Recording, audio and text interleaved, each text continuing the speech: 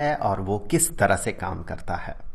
देखिए, हमारा जो बॉडी है इसे सबसिस्ट करने के लिए, जिंदा रहने के लिए हमेशा एनर्जी की ज़रूरत होती है। वो एनर्जी हमें बाहर से खाना से मिलता है।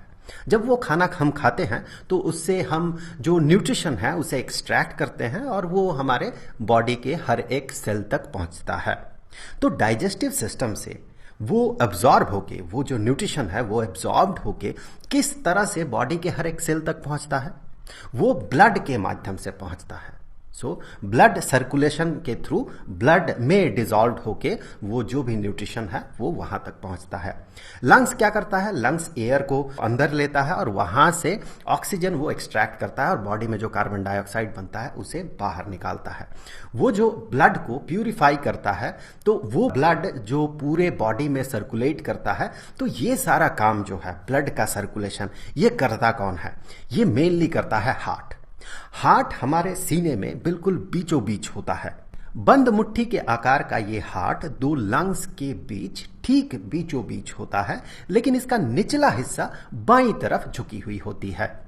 यहां पर आप ध्यान दें, ये हम दाहिने बाएं इस तरीके से कहेंगे कि हम मान लेंगे कि हमारे सामने एक इंसान खड़ा है और वो हमारे तरफ मुंह करके खड़ा है और उसका हार्ट हम देख रहे हैं, तो ऑब्वियसली ये उसका लेफ्ट साइड होगा जो कि हमारा राइट साइड है और ये उसका राइट साइड होगा। तो इस बात को आप थोड़ा ध्यान दें। ब्लड सर्कुलेशन के लिए रिस्पॉन्सिबल होता है हार्ट। हार्ट पंप करता है और थ्रू आर्टरीज एंड वेन्स वो ब्लड का सर्कुलेशन होता है। अब देखिए यहां पर क्या क्या पार्ट है। इस हार्ट में ब्लड आता कहां से है? इस पाथ से ब्लड यहां पर अंदर घुसता है। यहां पर एक चेंबर है। चलिए मैं सबसे पहले इन चेंबर्स को लिख लेता हूं। सो यहां पर एक चेंबर आपको दिखेगा और यहां पर एक चेंबर आपको दिखेगा। यहां एक और चेंबर है, यहां पर एक और चेंबर है। मेनली हार्ट 4 चेंबर्स से बना हुआ है। ऊपर वाले जो चेंबर्स है, इन चेंबर्स को एट्रियम कहा जाता है। तो यहां पर एक एट्रियम और यहां पर दूसरा एट्रियम। यहां पर जो एट्रियम होगा ऑब्वियसली ये राइट एट्रियम होगा। ये जो है ये राइट एट्रियम होगा और इस तरफ जो एट्रियम है ये लेफ्ट एट्रियम होगा। एट्रियम का प्लूरल फॉर्म एट्रिया होता है। अब यहां से ये जो नीचे वाला चेंबर है, इस नीचे वाले चेंबर को वेंट्रिकल कहा जाता है। ये जो है ये वेंट्रिकल है। ऑब्वियसली 2 वेंट्रिकल्स है तो इसे हम कहेंगे राइट वेंट्रिकल। ये राइट वेंट्रिकल हो गया और यहां पर ये एक चेंबर है, इसे हम लेफ्ट वेंट्रिकल कहेंगे। ये हो गया लेफ्ट वेंट्रिकल। तो 4 मेन चेंबर्स है। अब देखिए ब्लड किस पाथ से पहुंचता है। बॉडी में जो डीऑक्सीजनेटेड ब्लड होता है, मतलब सेल में रेस्पिरेशन के बाद जो कार्बन डाइऑक्साइड बनता है, उस कार्बन डाइऑक्साइड को जो ब्लड अब्सॉर्ब करता है और वेन के थ्रू वो हार्ट में पहुंचता है। तो यहां पर वो वाला वेन है, इसे वेना कावा कहा जाता है। मेनली वेना कावा 2 तरह का होता है, सुपीरियर वेना कावा और inferior vena cava. Superior vena cava body के अपर पार्ट से ब्लड को, डीऑक्सीजनेटेड ब्लड को हार्ट तक पहुंचाता है और इंफीरियर वेना कावा जो है ये नीचे से, निचले वाले पार्ट से ब्लड को, डीऑक्सीजनेटेड ब्लड को ये हार्ट तक पहुंचाता है। तो ये हो गया वेना कावा। आप याद रखें 2 तरह के वेना कावा होता है, एक तो सुपीरियर और इंफीरियर। अब देखिए यहां से ब्लड सबसे पहले इस जगह तक पहुंचता है, राइट एट्रियम तक पहुंचता है। उसके बाद ये राइट एट्रियम से राइट वेंट्रिकल तक पहुंचता है। अब राइट वेंट्रिकल से होते हुए यहां से जो पाल्मोनरी आर्टरी है, पाल्मोनरी आर्टरी से ये डीऑक्सीजनेटेड ब्लड पहुंच जाता है लंग्स तक। सो ये जो है ये पाल्मोनरी आर्टरी है। पाल्मोनरी पाल्मोनरी आर्टरी। तो यहां से देखिए एक पाथ इधर एक तरफ लंग्स में जाता है और दूसरे इस पाथ से दूसरे लंग्स में जाता है।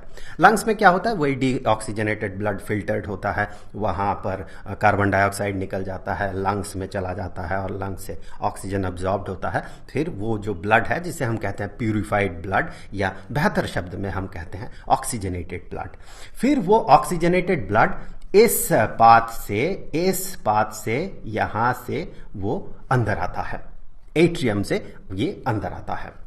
और फिर यहां से एट्रियम होते हुए, लेफ्ट एट्रियम होते हुए लेफ्ट वेंट्रिकल तक पहुंचता है, और लेफ्ट वेंट्रिकल से होते हुए यहां से इस तरह से इस पाथ से ये चला जाता है। यहां पर इसे एओर्टा कहा जाता है, इसे एओर्टा कहा जाता है। एओर्टा से ये ब्लड जो है, ऑक्सीजनेटेड ब्लड जो है, पूरे बॉडी में फैलता है।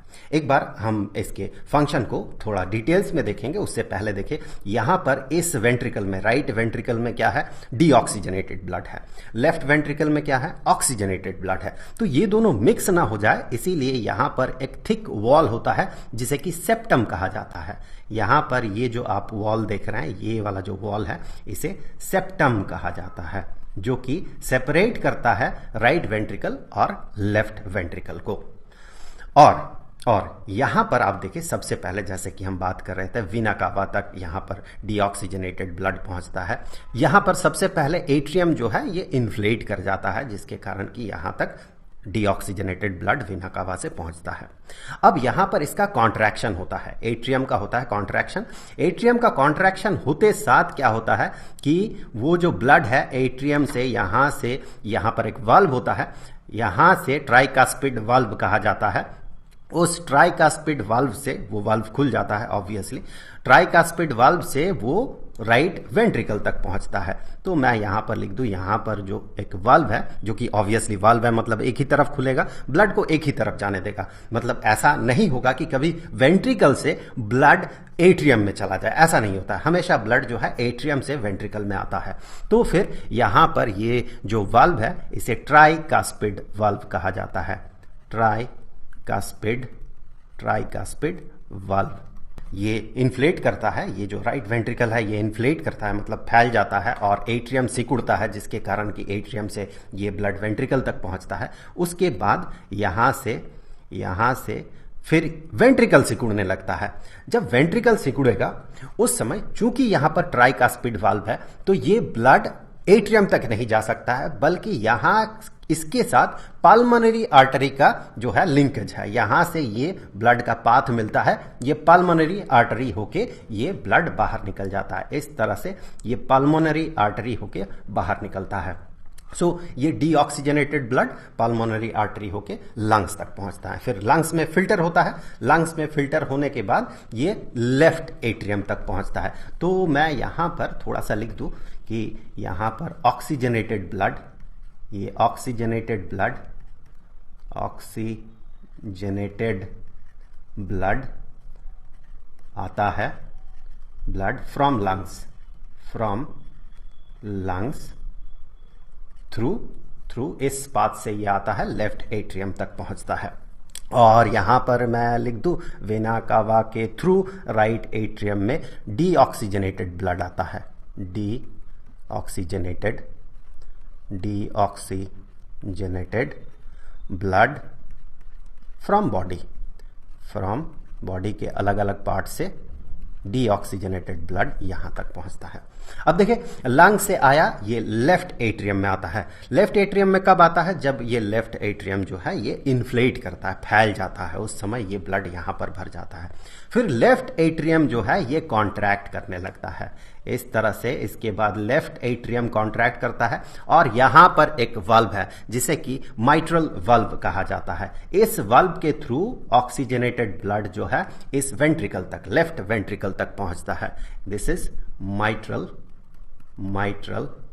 वाल्व। इस माइट्रल वाल्व के माध्यम से, इसके थ्रू ये जो ऑक्सीजनेटेड ब्लड है ये वेंट्रिकल तक पहुंचता है, लेफ्ट वेंट्रिकल तक। इस तरह से ये पहुंच गया, और इस दौरान ये जो लेफ्ट वेंट्रिकल जो है ये इन्फ्लेट करता है, और एट्रियम, लेफ्ट एट्रियम जो है ये कॉन्ट्रैक्ट करता है।